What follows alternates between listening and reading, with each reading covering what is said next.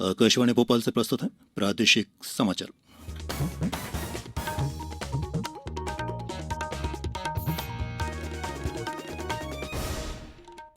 नमस्कार। समाचारों के साथ मैं प्रशांत सेंगर। पहले एक अपील। देश भर में 18 वर्ष से अधिक आयु के सभी लोगों के लिए सरकारी केंद्रों पर निःशुल्क टीकाकरण अभियान चलाया जा रहा है। आपसे अपील है कि कोविड रोधी टीका जरूर लगवाएं। कोरोना महामारी के प्रति कोई भी लापरवाही न बरतें। जब तक आवश्यक ना हो घर से बाहर ना निकलें और इन आसान उपायों का पालन करें। मास्क लगाएं, 2 गज की सुरक्षित दूरी बनाए रखें, बार बार हाथ धोएं और साफ सफाई रखें।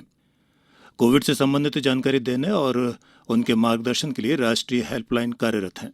इनका नंबर है 011-2397-8046 और 1075। अब समाचार सुनिए। केंद्रीय मंत्रिपरिषद में कल हुए विस्तार के बाद नवनियुक्त कई मंत्रियों ने आज अपने मंत्रालय का पदभार संभाल लिया है। राष्ट्रपति रामनाथ कोविंद ने कल एक समारोह में कैबिनेट स्तर के 15 और 28 राज्य मंत्रियों को पद और गोपनीयता की शपथ दिलाई थी। इस क्रम में अनुराग ठाकुर ने सूचना और प्रसारण मंत्री का कार्यभार संभाल लिया है।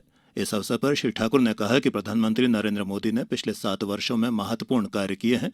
उन्होंने कहा कि वे सूचना और प्रसारण मंत्री के रूप में दी गई जिम्मेदारियों और अपेक्षाओं को पूरा करने के लिए काम करेंगे। इसी तरह अश्विनी वैष्णव ने रेलवे, संचार, इलेक्ट्रॉनिक्स और सूचना प्रौद्योगिकी का पदभार संभाला है। कार्यभार संभालने के बाद श्री वैष्णव ने कहा कि वे रेलवे का कायाकल्प करने के लिए काम करेंगे, जो कि प्रधानमंत्री नरेंद्र मोदी के विजन का प्रमुख हिस्सा है। उन्होंने कहा कि रेलवे के लिए उनका दृष्टिकोण लोगों के जीवन को बदलना है, ताकि सभी को रेलवे का लाभ मिल सके। रेल मंत्रालय में नवनियुक्त राज्य मंत्री दर्शन विक्रम जरदोश और राव साहेब दानवे ने भी आज रेल भवन जाकर पदभार ग्रहण किया। वहीं किरण रिजिजू ने आज कानून और न्याय मंत्री का कार्यभार संभालने के बाद कहा कि उनके लिए ये एक बड़ी चुनौती और जिम्मेदारी है। मध्य प्रदेश से ज्योतिरादित्य सिंधिया को नागरिक उड्डयन मंत्री और डॉक्टर वीरेंद्र कुमार को सामाजिक न्याय और अधिकारिता मंत्री बनाया गया है। वहीं प्रहलाद सिंह पटेल को जल शक्ति और खाद्य प्रसंस्करण मंत्रालय का और फग्गन सिंह कुलस्ते को स्टील और ग्रामीण विकास राज्य मंत्री का दायित्व सौंपा गया है। प्रदेश के नवनियुक्त राज्यपाल मंगूभाई छगनभाई पटेल ने आज राजभवन में मध्यप्रदेश के 30वें राज्यपाल के रूप में पदभार ग्रहण किया। गौरतलब है कि राष्ट्रपति रामनाथ कोविंद ने 6 जुलाई को मंगूभाई छगनभाई पटेल को मध्यप्रदेश का नया राज्यपाल नियुक्त किया था। मुख्यमंत्री शिवराज सिंह चौहान ने श्री मंगूभाई छगनभाई पटेल के राज्यपाल बनने पर कहा कि मुझे पूर्ण विश्वास है कि श्री पटेल के अपार राजनीतिक अनुभवों का लाभ प्रदेश को मिलेगा और राज्य प्रगति पथ पर तीव्र गति के साथ आगे बढ़ेगा। राष्ट्रव्यापी टीकाकरण अभियान के तहत अब तक 36 करोड़ 48 लाख से अधिक टीके लगाए गए हैं। केंद्रीय स्वास्थ्य मंत्री ने बताया है कि कल एक दिन में 33,81,000 का टीकाकरण किया गया। देश में स्वस्थ होने की दर भी 97.18% हो गई है और पिछले 24 घंटों के दौरान 44,000 से अधिक रोगी ठीक हुए हैं। इस तरह देश में अब तक 2 करोड़ 98 लाख से अधिक रोगी स्वस्थ हो चुके हैं। पिछले 24 घंटों के दौरान 45,892 नए मरीजों की भी पुष्टि हुई है। हालांकि सक्रिय मामलों की दैनिक दर आज लगातार 17वें दिन भी 3% से कम होकर 2.42% रह गई है। कल एक दिन में संक्रमण से 817 रोगियों की मौत हुई थी। इस तरह अब तक 4,05,028 रोगियों की इस संक्रमण से मौत हो चुकी है। कटनी जिले में ग्राम पंचायत पिपरिया, परोहा और पटोहा के बाद अब बहोरीबंद विकासखंड की ग्राम पंचायत पटना भी 100% वैक्सीनेशन वाली ग्राम पंचायतों में शामिल हो गई है।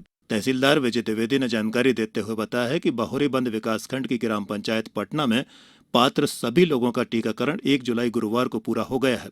ग्राम पंचायत पटना में मतदाता सूची के अनुसार 1,690 मतदाताओं की संख्या है और इनमें 18 वर्ष से अधिक आयु के 1,227 व्यक्ति वैक्सीनेशन के लिए पात्र हैं। इसके साथ ही जनपद पंचायत विजय राघवगढ़ के भी 3 गांव 100% टीकाकरण युक्त हो चुके हैं। एसडीएम विजय राघवगढ़ प्रिया चंद्रावत ने बताया है कि ग्राम पंचायत हरदुआ कला के ग्राम हरदुआ खुर्द, ग्राम पंचायत टिकरिया के ग्राम परसरवारा और ग्राम पंचायत बंजारी के ग्राम घनेड़ी में 1 जुलाई को 100% पात्र लोगों का वैक्सीनेशन कराया जा चुका है। और अंत में इस बुलेटिन के कुछ समाचार संक्षिप्त में। सतना जिले के मुकुंदपुर में स्थापित विश्व की पहली open white tiger safari and जू सेंटर में कल गांधी जूलॉजिकल पार्क ग्वालियर से आए थे 3 मगरमच्छ, शुतुरमुर्ग प्रजाति की 2 ईमू चिड़िया और 4 सियार सुरक्षित पहुंच गए हैं। सीहोर जिले में आगामी 10 जुलाई को जिला स्तरीय वृहद नेशनल लोक अदालत का आयोजन किया जाएगा। रायसेन जिले के सिलवानी के नए थाना भवन का लोकार्पण पूर्व लोक निर्माण मंत्री और विधायक रामपाल सिंह ने किया। होशंगाबाद जिले में अब तक 4,148 किसानों से 66,212 क्विंटल मूंग खरीदी जा चुकी है। और शिवपुरी में कल शहर के विभिन्न स्थानों पर रोको टोको अभियान चलाया गया। इस दौरान शहर में प्रशासनिक अधिकारियों ने दुकानदारों को समझाइश दी कि वे कोरोना की गाइडलाइन का पालन करें। बुलेटिन में इतना ही। इस बुलेटिन के अंत में एक अपील, हमेशा ध्यान रखें, मास्क और 2 गज की दूरी, हाथ धोना भी है जरूरी। नमस्कार।